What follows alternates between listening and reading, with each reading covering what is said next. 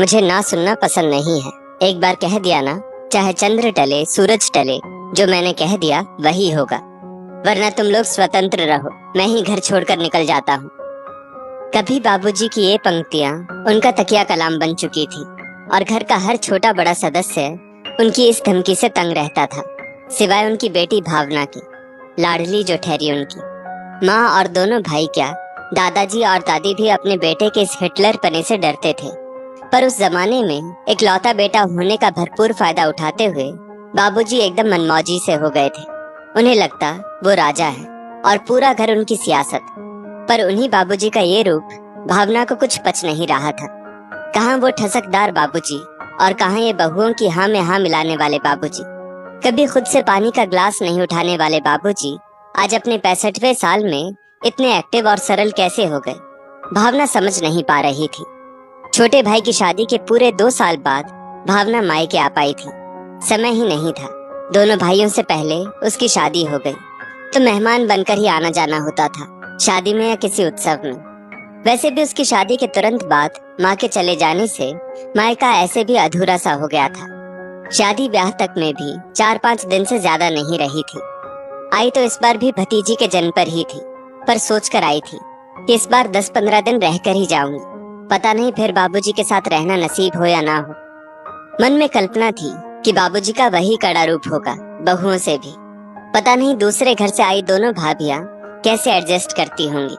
भाइयों के दबाव में शायद बर्दाश्त कर भी लेती हूँ, पर मन से कहाँ उतनी इज्जत या प्यार करती होंगी। पर यहाँ तो पूरी कहानी ही उल्टी हुई पड़ी थी।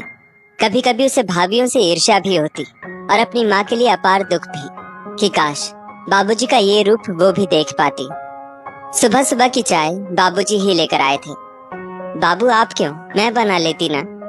प्यार से भावना उन्हें बाबू बुलाती थी। कोई बात नहीं लाडली, मैं ही बनाता हूँ रोज। अपने हाथ की चाय अच्छी भी लगने लगी है और सुबह जल्दी उठकर बोरियत भी नहीं होती। लगता है भाभी भी उठ गई है, मैं देखती हूँ। खटर पटर की आवाज सुनकर भावना बोली, तू चैन से बैठकर चाय पी, मैं सबकी चाय बनाकर सबके कमरे में दे आया हूँ। भावना अवाक सी मुंह देखती रह गई बाबूजी का। माँ बीमार होती थी तो बाहर से खाना ही नहीं चाय भी आती थी, और आज किचन का जिम्मा सुबह का बड़ी भाभी का था, क्योंकि छोटी भाभी एक तो कामकाजी थी, दूसरा अभी अभी बेबी हुई थी। अन्य दिनों में शाम की जिम्मेदारी छोटी भाभी की होती थी, क्योंकि बड़ी भाभी शाम को एक कोचिंग सेंटर में पढ़ाने जाती थी। अभी शाम के लिए एक बाई लगी हुई थी, जब तक छोटी भाभी काम संभालने लायक नहीं हो जाती। बड़ी बहू, मैंने आलू उबाल दिए और आटा भी गूंथ दिया है, आलू के पराठे बना लेना आज। ठीक है पापा जी, बड़ी भाभी ने मुस्कुराकर कहा। पापा जी सुनते ही चिढ़ जाने वाले बाबूजी को आज बहुएं आराम से पापा जी कह रही थी। कैसे बदल गए इतना बाबूजी। किचन में बड़ी बहू का सहयोग करते करते बाबूजी छोटी बहू के बारे में भी कुछ कुछ बोलते जा रहे थे। लगता है छोटी भाभी बाबूजी को उतना पसंद नहीं, मन में सोचा भावना ने। पर शाम को जब बड़ी भाभी कोचिंग चली गई तो छोटी भाभी के साथ भी बाबूजी की अच्छी बॉन्डिंग दिखी भावना को, और छोटी मोटी बातें वो बड़ी बहू की भी कर रहे थे उसके पास। चुगली की ये जनाना आदतें भी सीख गए बाबूजी। मन ही मन मुस्कुराई भावना। 3-4 दिन तक बाबूजी का ये अद्भुत रूप देखकर भावना से रहा नहीं गया। एक दिन अकेले में पूछी बैठी पिता से, बाबू आप इतना कैसे बदल गए, समझ नहीं आ रहा मुझे तो कुछ भी। जोर से ठहाका मारकर हंसे पहले बाबूजी, फिर बोले, मुझे पता था तू जरूर सोचेगी और पूछेगी मुझसे कि कभी शेर बनकर रहने वाला तेरा बाप आज बिल्ली बनकर कैसे घूम रहा है। बनना पड़ता है बेटा, जीना है, और सुख चैन से जीना है तो करना पड़ता है ये सब। गलती मेरी ही थी। तेरे दोनों भाई बचपन से ही इतना डरते आए मुझसे कि कभी बात नहीं होती थी, और अब तो ना उनको समय है और ना ही जरूरत। तेरी शादी और तेरी माँ के जाने के बाद मैं तन मन से इतना अकेला हो गया कि कभी कभी अपने साथ बुरा करने के ख्याल भी आने लगते। एक दिन यूं ही परेशान होकर तेरी माँ की अलमारी खोली, साड़ी और जेवरों के अलावा एक डायरी रखी थी वहाँ।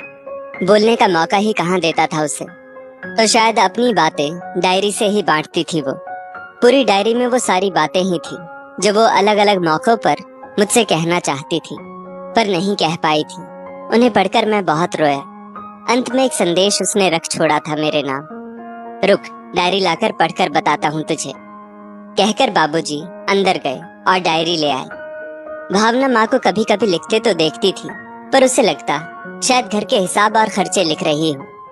बाबूजी डायरी के अंत में लिखा संदेश पढ़कर बताने लगे, आप बुरे नहीं हैं, पर समय के साथ चलना नहीं आया आपको। बचपन की हट, जवानी की खूबसूरती और वयस्कता की समझदारी के रंग में नहीं ढल पाए, यही दिक्कत रही। मुझे ना सुनना पसंद नहीं है कि घेरे में खुद को कैद कर आपने अपनी पसंद ही नहीं, अपने आप को भी बांध लिया है, और शायद अब इसमें जीते जीते आप इसके आदी हो गए हैं।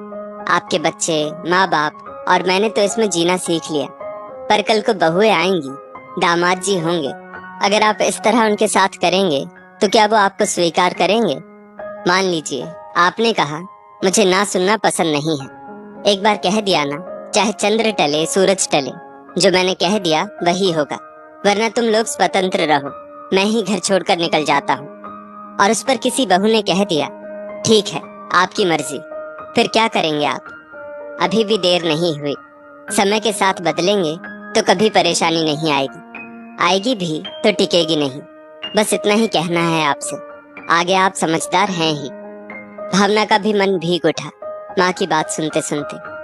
माँ जब तक रही बाबूजी के साथ जीना सीखती रही, और गई तो उन्हें जीना सिखा गई। खुद को बदलना इतना आसान भी नहीं था लाडली, पर जीते जी तेरी माँ का सम्मान नहीं किया, अब भी नहीं किया तो ऊपर क्या मुंह दिखाऊंगा। उसके सामने ना बदल पाया, इसका अफसोस तो है, पर वो जहां भी होगी देखकर खुश होती होगी, ये संतोष है मन में। अभी तक बहुत बदला हूँ और हर रोज बदलना सीख ही रहा हूँ, बोलने, रहने, जीने सब में, और चुगली करने में भी, है ना बाबू? पिता को बहुत भावुक देखकर भावना ने उनके मुंह पर मुस्कान लाने के लिए कह दिया, बिल्कुल अपनी माँ पर गई है, मेरी हर चीज पर गौर करती रहती है। आंखों में आंसू और होठों पर मुस्कान लिए बाबूजी उसके सिर पर हाथ फेरने लगे। दोस्तों, इस स्टोरी को लेकर आपकी क्या राय है? नीचे